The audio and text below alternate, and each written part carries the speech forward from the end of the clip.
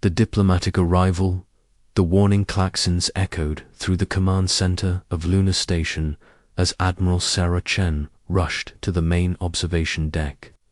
3 sleek vessels hung in space at the edge of Earth's solar system, their crystalline hulls reflecting the light of distant stars. These ships were unlike anything in human records, with flowing lines that seemed to pulse with an inner light. "Admiral, we're receiving a transmission from the lead vessel," reported Lieutenant Commander James Park from the communication station. His voice carried the tension that everyone felt. After centuries of wondering if humanity was alone in the universe, the answer had finally arrived at their doorstep. Sarah straightened her uniform and nodded. "Put it through, Commander, and make sure we're recording everything." The main screen flickered to life, revealing a tall, elegant being with pale silver skin and large, multifaceted eyes that seemed to shift between different colors. The creature wore elaborate robes that moved like liquid mercury, and when it spoke, its voice carried musical tones that the universal translator struggled to process. "Greetings, inhabitants of the Third World. I am Ambassador Vexter of the Krillian Empire. We have traveled across the void to offer your species a great opportunity." The alien's mouth didn't quite match the translated words, but the meaning was clear enough. Sarah stepped forward, her military bearing evident even in this unprecedented situation. "This is Admiral Sarah Chun of the Earth Space Defense Force. We welcome you to our solar system, Ambassador Baxter. What brings you to our corner of the galaxy?" The alien's expression seemed to shift, though it was difficult to read the emotions on such a foreign face. "Admiral Chen, your species has recently begun to expand beyond your birth world. We have observed your colonies on Mars and the outer moons. This expansion has brought you to our attention. We're honored by your interest," Sarah replied carefully. Something in the alien's tone suggested this wasn't entirely a social call. "What kind of opportunity are you offering?" Vexter gestured gracefully, and a holographic display appeared showing star charts of the local galactic region. Hundreds of star systems were marked in different colors, with clear boundaries drawn between them. "The Krillian Empire has maintained peace and order in this sector for over 2,000 of your years. We offer membership in our great civilization to species that show promise." Dr. Elizabeth Warren, the station's chief xenobiologist, leaned forward with interest. "That sounds fascinating, Ambassador. What would membership entail?" "Protection, trade opportunities, and access to technologies that would advance your species by centuries," Vexter replied smoothly. "All we ask in return is that you follow certain guidelines to ensure galactic stability." Sarah felt a chill run down her spine. There was something about the way the alien emphasized guidelines that didn't sit right with her. "What kind of guidelines?" Another Krillian stepped forward from behind the ambassador. This one was broader, with darker skin and scars along his arms that suggested a military background. "I am War Commander Zethkor. The guidelines are simple. New member species restrict their expansion to their home system and perhaps one nearby colony. They also agree to limit their military forces to levels appropriate for system defense only." The command center fell silent. Sarah exchanged glances with her senior staff, all of whom looked as concerned as she felt. "You're asking us to stop expanding into space and limit our military capabilities. We are offering you protection from the dangers of the galaxy," Vextar said, his tone remaining diplomatic but with an underlying firmness. "Young species often make mistakes that lead to conflict. We prevent such problems before they begin." "Commander," Park spoke up from his station, What happens to species that decline your offer? The two aliens exchanged what might have been glances, though it was hard to tell with their unusual eye structure. The galaxy can be a dangerous place, Zethkal replied. Species that remain outside the Empire's protection often encounter hostile forces, pirates, raiders, other aggressive civilizations. Without proper guidance, many young species find themselves overwhelmed. Sarah felt her patience beginning to wear thin. And what happens to species that actively oppose your empire? Such situations are rare, Vextar said carefully. Most species recognize the benefits of cooperation once they understand the alternatives. Dr. Warren had been studying the star charts during the conversation. Ambassador, I notice that all the systems shown here are marked as part of your empire. Are there no independent species in this region? Independence is a luxury that few species can afford in the modern galaxy, Zethkal replied bluntly. The Empire provides stability and prosperity for all its members. Sarah had heard enough. Ambassador, we appreciate your offer, but this is a decision that would affect all of humanity. We need time to consult with our governments and consider your proposal. Vextar's expression hardened slightly. Of course, Admiral. However, I must stress that the Empire's offer is not unlimited. We have many responsibilities throughout the galaxy, and we cannot maintain our ships in your system indefinitely. How much time are you giving us? Sarah asked. 72 of your hours should be sufficient for such a straightforward decision, Zethkal said. Surely your leaders can recognize the obvious benefits of our protection. The way he said obvious benefits made Sarah's blood run cold. This wasn't a negotiation at all. It was an ultimatum dressed up as diplomacy. We'll need to discuss this with Earth's government. Can we contact you when we have an answer? We will wait at the edge of your system, Vextar replied. But Admiral, I hope you understand that the Empire's patience has limits. Species that delay too long often find that circumstances change in ways they did not anticipate. The transmission ended, leaving the humans to stare at the blank screen. Sarah turned to her staff, seeing her own concerns reflected in their faces. Well, that was about as subtle as a plasma torpedo. They're not offering us membership, Dr. Warren said quietly. They're demanding our surrender. Commander Park nodded grimly. And if we refuse, they'll make an example of us to discourage other species from resisting. Sarah walked to the main viewport, staring out at the alien ships positioned at the edge of their system.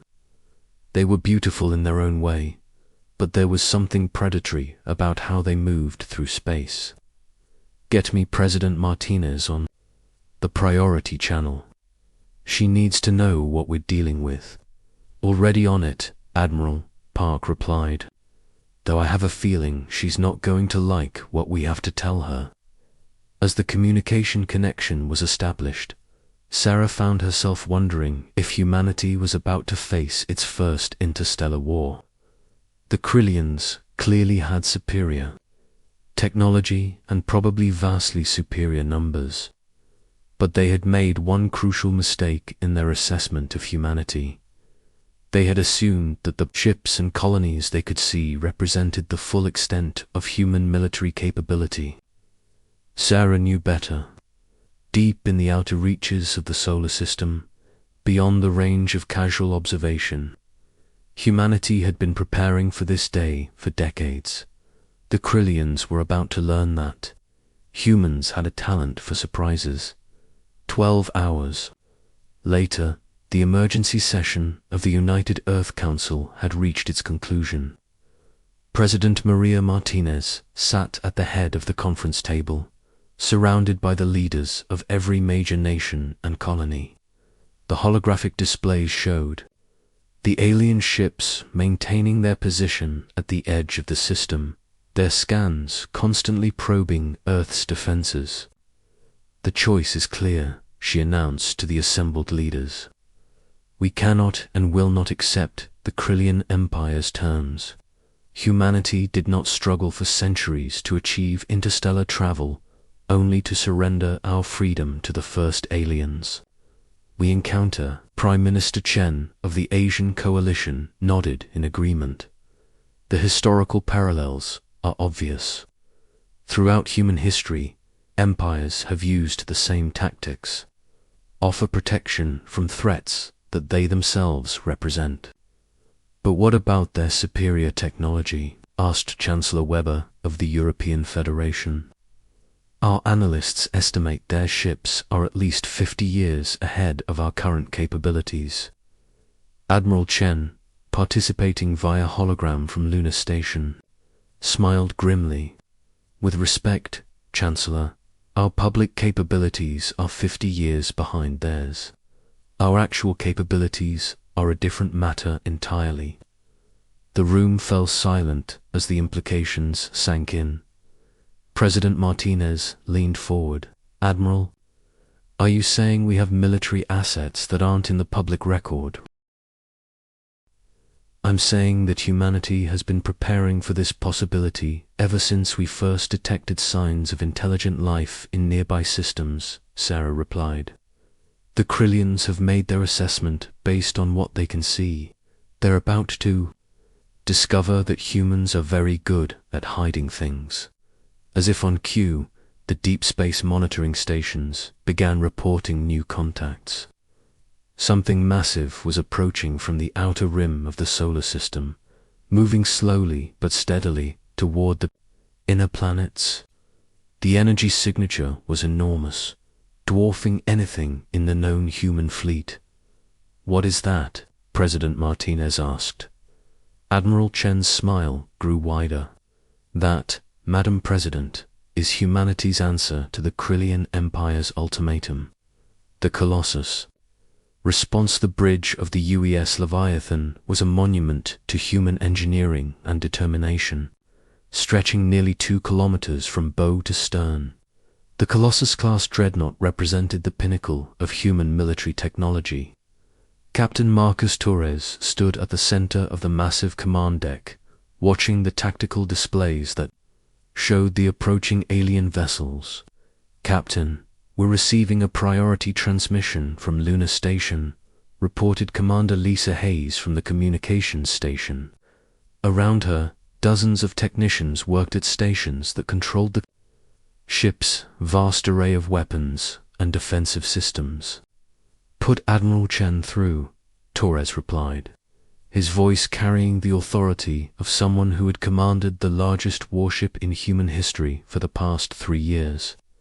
The Leviathan had been constructed in secret at the Titan shipyards, hidden behind the gas giant's massive bulk and shielded from prying sensors. Admiral Chen's image appeared on the main screen, her expression grim but determined. "Captain Torres, I trust you've been monitoring this situation without uninvited guests." "Every word, Admiral. I have to say, their negotiation style lacks subtlety." Torres gestured to the tactical display showing the 3 Krillian ships. "My crew is ready to provide a more direct response to their ultimatum. The President has authorized Operation Reveal," Chen announced. "It's time to show the galaxy what humans are really capable of." Torres nodded to his crew. "You heard the Admiral? All stations, prepare for full disclosure. I want every system online and ready for demonstration." The Leviathan began its transformation from a seemingly inactive deep space vessel to a fully operational warship. Energy cascaded through its hull as the massive fusion reactors came to full power. Weapon ports opened along its length, revealing arrays of particle beam cannons, missile tubes, and defensive grid projectors. The ship's hull itself began to glow with contained energy as its experimental shielding systems activated. Back on Lunar Station, the sensor readings were causing quite a stir. Admiral Lieutenant Commander Park reported, his voice filled with awe. The energy output from that ship is beyond anything in our databases. It's reading as a mobile battle station. That's exactly what it is, Sarah replied with satisfaction. The Krillians wanted to know about our military capabilities. They're about to get a comprehensive demonstration. Aboard the lead Krillian vessel, Ambassador Vextar stared at the sensor readings with growing alarm. War Commander, what am I looking at? Zethkal's scarred face had gone pale. It's a human warship, Ambassador, but the energy signature suggests it's larger than our entire diplomatic fleet combined. Impossible, Vextar hissed. Our intelligence. Reports indicated that human military technology was primitive. Their largest vessels were supposed to be small patrol craft. Our intelligence was wrong, Zethkal replied grimly. And now we're trapped in a system with a ship that outguns us by a factor of at least 10 to 1. The communication system activated, and Captain Torres's image appeared on their screens. He was a tall man with graying hair and eyes that held the hard-won wisdom of someone who had seen both the best and worst of humanity. Behind him, the Leviathan's massive bridge stretched into the distance, filled with crew members working at stations that controlled unimaginable destructive power. Ambassador Vextar. War Commander Zethkal. I am Captain Marcus Torres, of the United Earthship. Leviathan, I understand you've been conducting negotiations with our government regarding membership in your empire. Vextar struggled to maintain his diplomatic composure. Captain Torres, we were not aware that humanity possessed military assets of this magnitude. That was the general idea, Torres replied dryly. You see, Ambassador, humans have a saying, speak softly and carry a big stick. We've been speaking softly for the past few days. Now you're seeing the stick. The main screen in the Leviathan's bridge showed detailed scans of the Krillian ships. Commander Hayes, what's your assessment of their capabilities? Their ships are elegant, Captain, but they're primarily designed for intimidation rather than actual combat. Their weapons are adequate for suppressing primitive species, but they wouldn't last 10 minutes against our defensive systems. Torres nodded and returned his attention to the aliens. I've reviewed the terms of your empire's generous offer. Restriction of human expansion to our home system, limitation of our military forces, and submission to your authority in exchange for protection from unspecified threats. Is that accurate?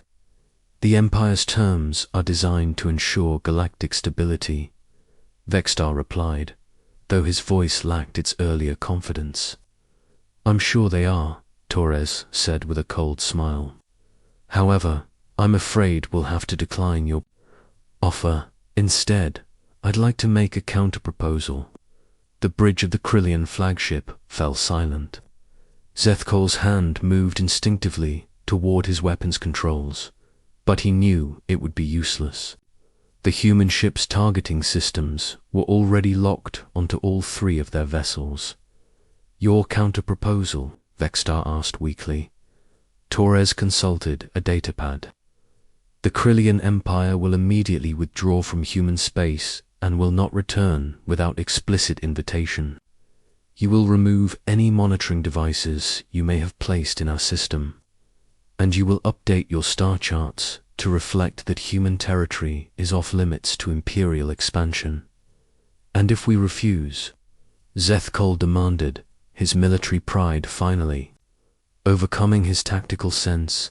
The Leviathan's main weapons array suddenly came online, energy building in the massive particle beam cannons that ran along the ship's length. The display was purely for show. The weapons weren't actually charging to fire, but the demonstration was unmistakable. "War Commander, you're military," Torres said calmly. "You understand the concept of overwhelming force. Your 3 ships against my 1 would normally be favorable odds. But when my 1 ship carries more firepower than your entire sector fleet, the mathematics become rather different." Dr. Warren, monitoring the conversation from Lunar Station, leaned forward with interest. "Admiral, are you seeing this? Their ship configurations are changing. They're actually powering down their weapons and reconfiguring for departure." Sarah nodded with satisfaction. "They're smart enough to recognize when they're outgunned. The question is whether they'll accept our terms or try to call for reinforcements." Vextar seemed to be having a heated discussion with his crew, though the humans couldn't hear their internal communications. Finally, he turned back to the screen. "Captain Torres, you must understand that the Empire cannot simply ignore the existence of a military force of this magnitude.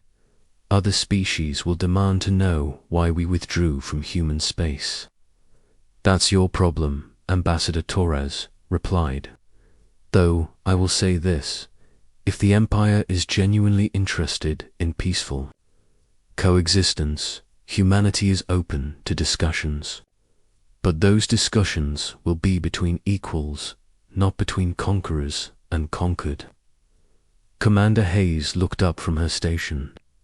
"Captain, we're receiving a transmission from the outer system. The UES Titan and the UES Goliath are requesting permission to join the formation."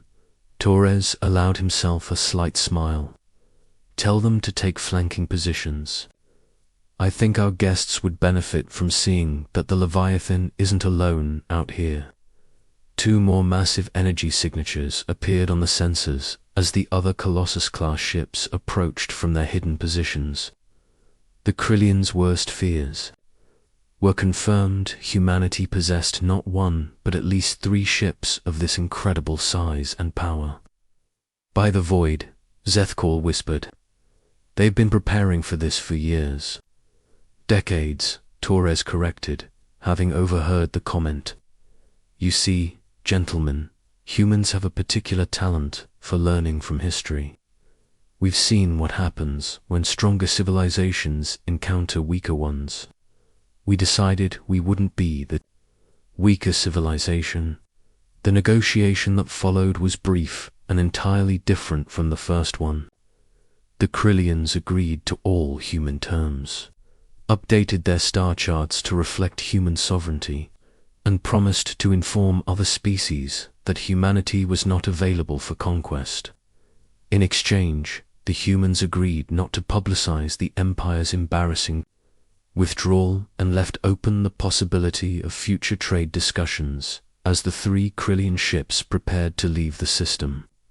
Vexter made one final transmission. "Captain Torres, may I ask how long humanity has been preparing for this encounter?" "Since the day we first looked up at the stars and wondered what was out there," Torres replied. "We hoped we'd find friends, but we prepared to face enemies. The galaxy is a dangerous place, Ambassador, but it just became a little more dangerous for those who mistake human caution for weakness." The alien ships departed, leaving the humans to contemplate their first successful interstellar negotiation. On Lunar Station, Admiral Chen watched the 3 Colossus-Class ships take up defensive positions around Earth. "Well," she said to her staff, "I suppose we should probably tell the public that we have a space navy now." Commander Park grinned. "I'm sure they'll have questions about where we found the budget for 3-kilometer-long battleships." "Let them ask," Sarah replied. "After today, I think the galaxy will think twice before assuming that humans can be easily intimidated." In the depths of space, the Leviathan and her sister ships continued their patrol. ready to defend humanity's right to determine its own destiny among the stars. The age of human expansion had begun, and it would be expansion on humanity's terms, not as subjects of a galactic empire. The Krillian Empire had learned an important lesson about humanity that day. Humans were excellent at appearing weaker than they actually were, right up until the moment they revealed their true strength. It was a lesson that would spread throughout the galaxy, ensuring that future first contact situations would be approached with considerably more respect for human capabilities. As Captain Torres stood on the bridge of the Leviathan, watching Earth grow larger on the main screen, he reflected on the day's events. Humanity had passed its first test as a spacefaring civilization. They had shown that they could be diplomatic when approached with respect, but they were also prepared to back up their words with overwhelming force when necessary. The galaxy was about to learn that humans were not just another species to be catalogued and controlled. They were a force to be reckoned with, and they intended to make their own way among the stars. Asterisk.